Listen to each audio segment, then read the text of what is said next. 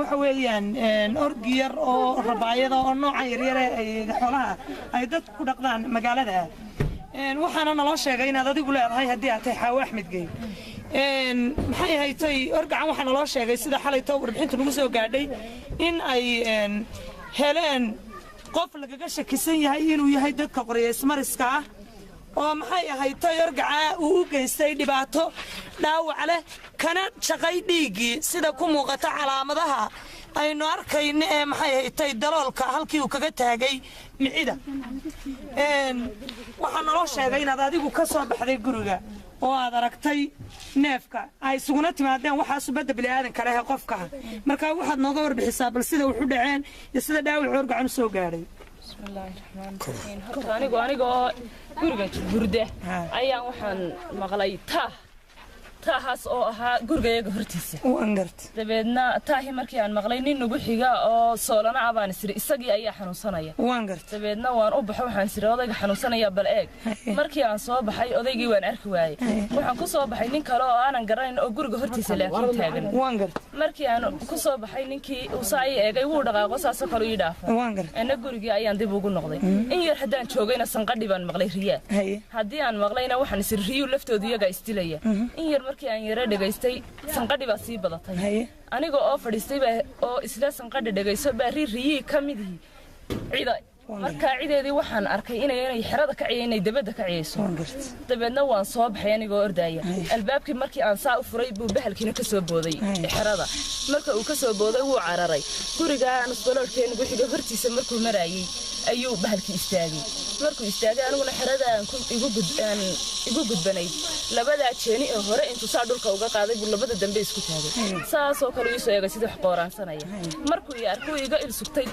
bahalkii dib buu igu soo cararay bahalkii markuu dib igu soo cararay dhagax ayaan gurtay waan shiiday waan qayliyay cid ii soo baxdayna ma lahayn kabacdi wuu yara cararay halkaa markuu marayay buu istaagay dabeedna dhagax baan haddana sii gurto waxaan sir wuu kugu soo noqon doonaa wuu carro bartaas buu ka wareegay saas bay ahayd intee u dheer leekaa markuu taagan yahay bahalkaasi kolley waraabo uun ka weyne bahal qiyaasta markaan qiyaaso waraabo uun kolley uu ka weyne markuu foorsado dee wuu ka weynaa waraabe markuu saa isu taagana dee dherarka waxba igamuu yarayn waxba igamuu gaabnayna qof wuu leekaa markuu saa isu taagan labada jeeni uu saa ula toosay qof marka dhibaatada soo gaadhay neefkaagan iyo dhaawacan aynu ku arkayno way ka duwadan yihiin calaamadihii hore ee xaafadda ay hore uga dhici jirtay iyadoo aynu horeba u arki jirnay xoolo xaafadda ka mid ah oo xerada inta loogu dhaco lagala baxo oo la qasho iyadoo qaar ka mid ah ayada inta loogu tago la qasho iyadoo aynu arki jirnay qaar inta ay lagu qasho xaafadda dhexdeeda la kala jeexo haragga laga bixiyo qaybna reerka looga tago qaarna la qasho adiga kaagan maxaad ku cadaynaysaa inuu yahay sida naloo sheegay ama warbixinta saakaan xaafado badan ka uuna yahay neefkii lixaad ee iminka calaamadahan xididka halbowlaha la gooyay ee laga shaqay dhiigii inuu yahay inaan waraabe ahayn oo subada bilaadanka laha maxaad ka dareemi kartaa waxaan ku dareemayaa horta qaar horena way jireen raxmina waa iga mid inta maxaan ku dhahdaaye dhibaatada soo gaadhay waa sidaas qaar horena way jireen qaar hore badanna way jireen adiguna xalay aragtida aad aragtay marka bahalkiina arkay neefkaygiina waa taa dhibaatada soo gaadhay waxaan bahalka noocan adigu aad aragtay ma aragtay bahal u eeg oo noociisa ah oo bahalaa waddanka ku noola may hore uma arag raxmo weeyaan raxmana waxay ka mid tahay sida aynu ognahay dadka iyaduna ay ka soo gaadhay dhibaatada xoolaleeda ah ee xaafadda ku haysta Oktoobar marka iyadana waxa soo gaadhay sidoo kale xoolo ay haystaan baa waxa soo gaadhay dhibaatada neefkan calaamadihiisu ka muuqdaan oo 4-5 neef oo iyagana xirada ugu jiray ayaa calaamadan oo kale ka muuqata lagana gooyay xididka halbowlaha qanjirka daanka hoostiisa mara waxaana la gooyay xididka weynaatan lariga ah ee dhuunta ku jira oo bidixda isku dhinac maanay calaamada ka taala raxmo waxaynu su'aalaynaa bal sifahan iyaduna ay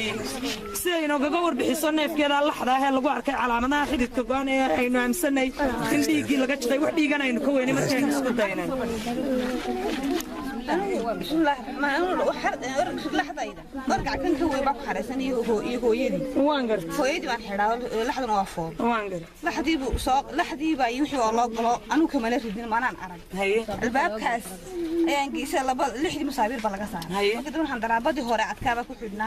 وبلغي هورا وانجر مركو قفل كي وين هندرا بدي فركر وين يقارجي فرين كعوصار أبو تيري الباب بس كنا كعاق صور كذا بقول يقول تيري ku tiiri laxadii orgicii ridna xarig way goostay laxadii bula soo baxalkaas bartaa xididka badixda bartaa ka daloolin labadii kana barta waa ugu nimankii saacada ka soo dareeray baa ariga arkay waan gartay markaan daba galeen oo aragnay laxada halka jaqanata waan gartay kero bas ka saaran isku soo tuuray halkay ka dalooshay marka laxda badixda halkan orgiga halka iminka orgiga ku daloolo kala xawil maridka badixda wax kala dhibaatana meel kalena kama go'ay intaas qabta وصلنا سبعة كوا كرنا نقصر نقصر. ما عرفت رات كيس صبحي. ها على عشاء أصولك. على عشاء أصولك. بلبلو كديك على عشاء بسوق. أنت أصولك. ساسا روب بعد أساسا نقول. tani waxay ka mid tahay dhibaatooyinka ka dhaca xaafadda Oktoobar ee inta badan soo gaadha dadka shacabka ee xoololeyda taas oo ay hore u qabeen in xoolaha u daaqtaga ayda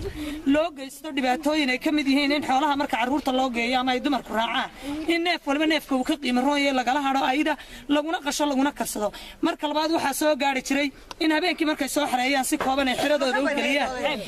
ay maxay haytay xirada neefka inta lagala baxo la qalo oo haragga laga bixiyo neefka la qaybiyo si xaqa oo aad moodo in lala lahaa qofka neefka ama laba qoys ay qaybsanayeen ka bacdina qayb neefkii inta laba qaybood oo isleeg laga dhigo qaybna reerkii looga tago oo haraggii lagu duubo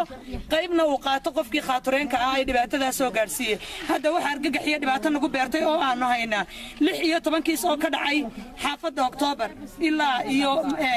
muddo isbuuc ah dheer taasi waxay ka mid tahay xoolihii oo inta loogu dhaco xeradii neefkii lagala soo baxayo neef waliba neefka uu ka yar yahay ama uu ka shilis yahay lana goynayo xididka weyn ee halbowlaha ah ee ku yaala luqunta la daloolinayo la goynayo dabeedna si toos ah qaybta bidixda dhiigga looga shaqeeyo dabeedna waxa lagaga tagayaa meel u dhow xerada isaga oo bakhtiya marka la raadiyo wacad kale laga goosan maayo marka la raadiyo waxa lagu sheedarkaysa inuu yahay cag qof bini'aadana cabtiisa amba gacantiisa oo kale okay waxa kale oo dhibaatooyinku ay saameeyeen ay gacanta ku hayaan aragnay waa waqti kulaylaha dumarada caruuraha la seexda daaradaha ama goobaha xaafadaha dhexdooda qof ka mid ah hooyadana ilmaheedii uu ku qabsaday oo uu ka qaaday oo dagaal ka dhexdhacay oo reerku uu ka riday marka waxaynu oran karnaa waa khatar soo kordhay waana dhibaato soo kordhay waana mid nabadgelyada u dhimaysa saaka waxa noo yimid saldhigga Faarax Cumar waxaan u dirnay riboodka waanu gaarsiinay gurmad bay noogu soo baxeen 16 kiis bay ka qoreen xaafadda Oktoobar oo wada dhibaatadaas waana leefkii lixaad ee isbuuca gudihiisa ka baxa xaafadda xididka halbowlaha la gooyo dhiigga laga jaqo wixii warbixinaha dambe soo ka dhabaaritaan baa socda bilayska wada gudida wada shacabka wada waxaan ka codsanaynaa in dadku ay nabadgelyada ilaashadaan oo balgaarka la cusleeyo xaafadda waxaana mushkilad naga haysata raggii xaafadda joogay ee xaafadda mas'uulka ka ahaa ayaanu baaqu diranaynaa nagala qayb qaataan nabadgelyada korna loo qaado insha Allah